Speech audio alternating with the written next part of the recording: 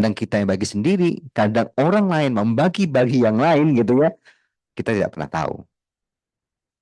Nah, ini juga pernah jadi kasus besar ya, e-commerce dan Dukcapil, KPU itu juga pernah juga jadi yang booming gitu ya.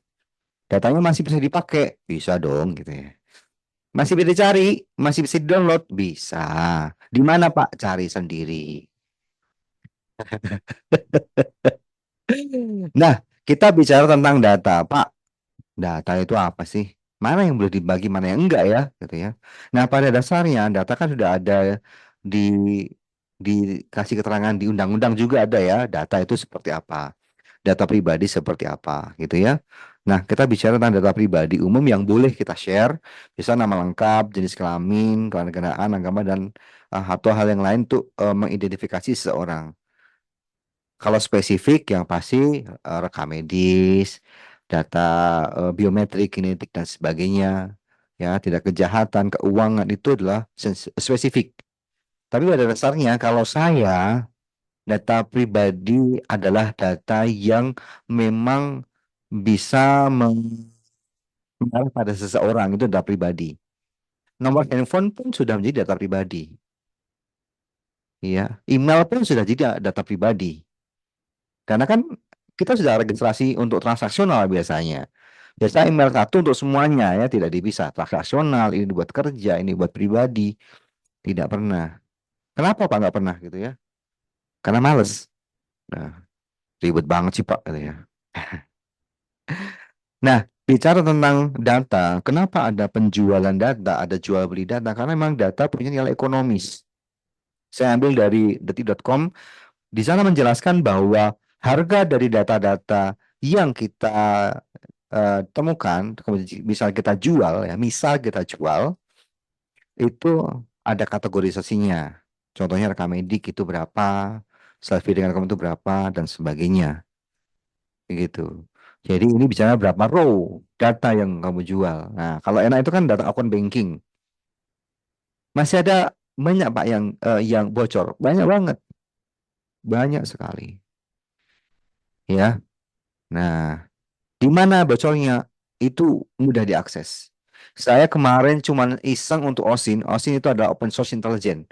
Saya bisa mendapatkan nomor kredit card, nomor CVI, nomor berapa limitasinya, keterangan alamatnya siapa yang punya dan sebagainya itu lengkap dan itu kepublish dan itu multi bank.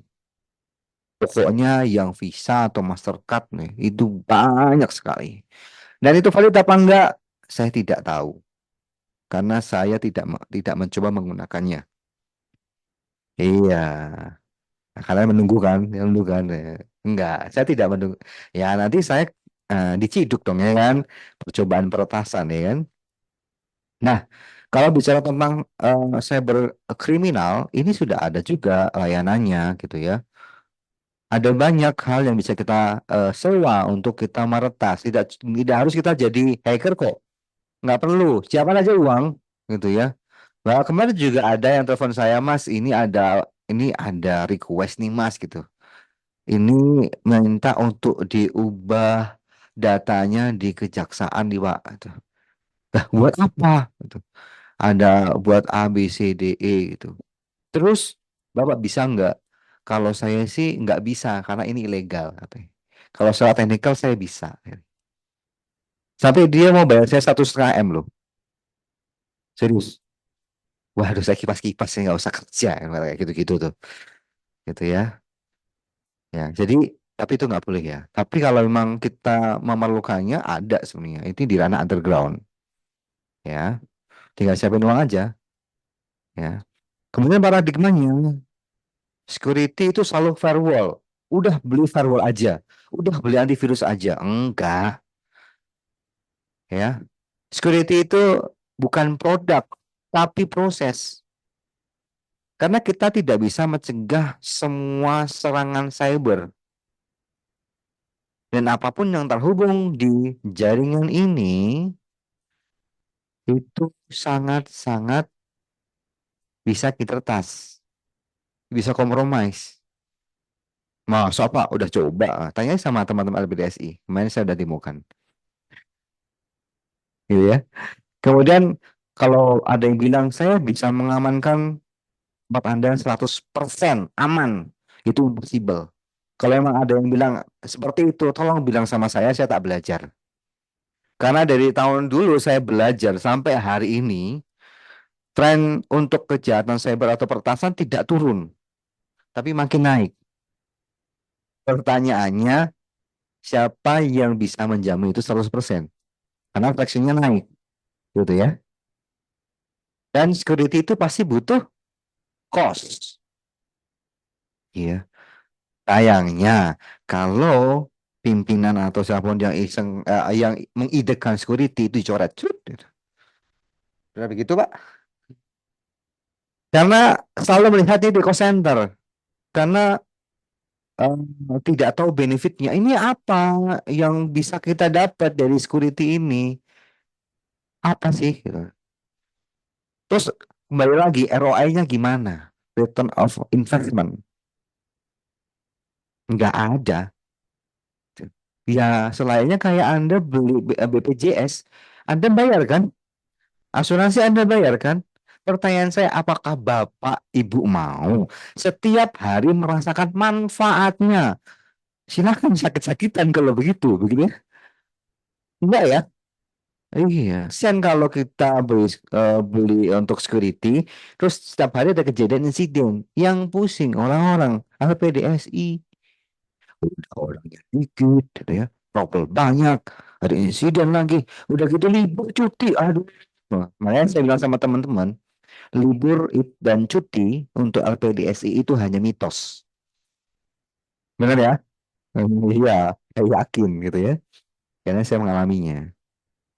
Dan yang terakhir ini yang paling penting adalah tanggung jawab pengamanan data pribadi ada pada pemilik data itu sendiri. Sekali lagi, bertanggung jawab ya, siapa yang bertanggung jawab untuk data Anda itu adalah data itu sendiri yang punya pemilik data itu sendiri. Hanya saja tingkat awareness-nya masih rendah, juga sharing ngawur, suka masih nempel-nempel password, ya, suka tuker-tukeran account, ya, gak pernah ganti password. Nah, nah, kita mencoba lihat video ini. Ini memang tidak ada suaranya. Jadi coba kita lihat dengan seksama. Ya ada suaranya, Mas. Oh, enggak ada yang dengar. Oke.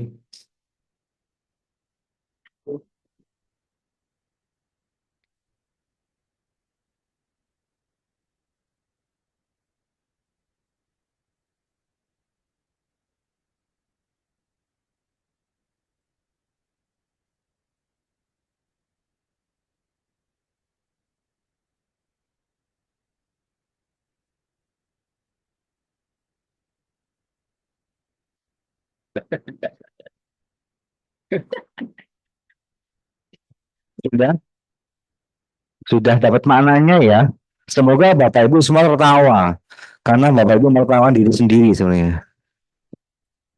Ya, di cyber security di Indonesia, kita menghadapi user yang seperti apa sih?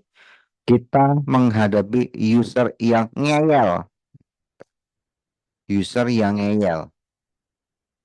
Ada user yang tidak tahu, ada yang user tahu tapi nggak punya budget, ada yang user tahu tapi nggak mau tahu. Nah itu ngeyelnya sudah minta ampun ya. Yes, itulah gambarannya, begitu ya. Nah sedangkan realita di dunia kerja itu membuka staff IT itu seperti satu orang itu tidak butuh satu orang, ini butuhnya bukan staff IT tapi ini satu unit tim IT ya. Bisa programming, bisa hardware, bisa network, bisa AC, walah ya. Tapi kejadian apa enggak? Kejadian. Saya dulu jadi IT pertambangan dulu di tengah hutan. Jadi kalau saya itu dulu sampai pegang mesin fotokopi, mesin fax, radio komunikasi, pokoknya ada port USB itu bagian dari IT. Sudah bisa dibayangkan ya Bapak Ibu semua, ya. Dan pernah nggak pegang HP? Pernah. Iya, bisa via satelit juga pernah, itu parabola, pernah. Bisa bayangin ya. Woi, itu Superman banget ya. Ya ada saat saya 3 bulan pertama saya tipes. Ini terjadi. Ya. Gajinya ya sosok lah ya. Ya, ya gaji besar tapi kalau di tengah hutan mau ngapain? Tes saya begitu gitu ya. Orang kita mau ke kota aja melewati hutan dulu keluar, masih hutan jalan lagi itu 1,5 jam. Masih lewat lagi sungai dulu, ya ampun. Udah mending pas cuti aja pulangnya kan. Nah, tapi terjadi. Nah, sedangkan inilah perjuangan teman-teman IT kalau lagi mau liburan ya, lagi mau cuti atau apa gitu, ya tolong dong jangan ada apa-apa ya. Udah, tolong ini biasanya Mas Heri dan teman-teman ini ya, infrastruktur ya, tolong dong jangan aneh-aneh gitu ya. Ini upstreamnya juga nih, ISP-nya nih harus ready gitu ya. Wah, padahal biasanya bottleneck gitu ya.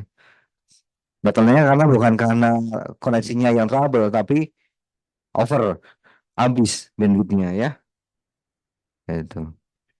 Nah, bicara tentang cyber security, kita bicara bukan hanya teknologi saja, tapi konsep dan teknologi. Ya, tiga-tiganya ini harus kita amankan. Karena siapa sih yang punya informasi? Kita bilang information security ya, kan kita mengamai informasinya. Yang ini adalah people dan teknologi. Maka posisi cyber security itu ada di proses. Maka ada ISO ya, ada standar yang lain ya. Nah, itu yang mengatur di endangnya. Nah, sayangnya kalau kita bicara tentang masalah people process and technology itu ada di kesenjangan security awareness. Terlebih bapak-bapak, ibu pimpinan yang masih belum mengerti tentang cyber security itu juga akan awam, akan pasti jadi call center. Ya itu ke bawah itu budget. Budget ini segini miliar buat apa? Beli firewall segini merinya ya kan? Ya, belum lagi SOC, belum lagi yang lain, belum lagi training buat teman-teman untuk incident handling dan sebagainya. Belum lagi ini, belum ada tim IT lagi, cost lagi manpower plan-nya. Yang ini jadi begitu. Kalau kita mau transformasi digital, apalagi kita mau mengarah ke smart campus. Smart campus untuk saat ini sudah memang menggunakan aplikasi. Sayangnya, sayangnya masih banyak letak hole-nya, gitu ya. Sayangnya, sampai hari ini saya coba tanya, apakah hari ini ada potensi serangan yang terjadi? Apa saya bisa menjawab tentang hal itu? Nah, ada, tapi hanya feeling, not by data. Ya, karena pada dasarnya cyber security mengamankan dulu kita hanya mengamankan 3 elemen, confidentiality, integrity, dan availability.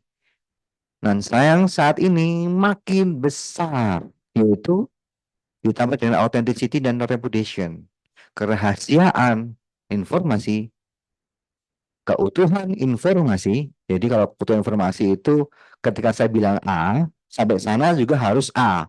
Tidak boleh A aksen, tidak boleh bahkan B, nggak boleh. Ya, availability tentang ketersediaan informasi, kapan saja dan di mana saja. Pertanyaannya, kalau kita punya informasi, terus susah untuk diakses, buat apa? Gitu ya. Kemudian authenticity, yang memang eh, punya autentikasi yang boleh masuk, ya. Kita harus memastikan kebenaran itu, yang dimana didukung dengan non-repudiation. Tidak boleh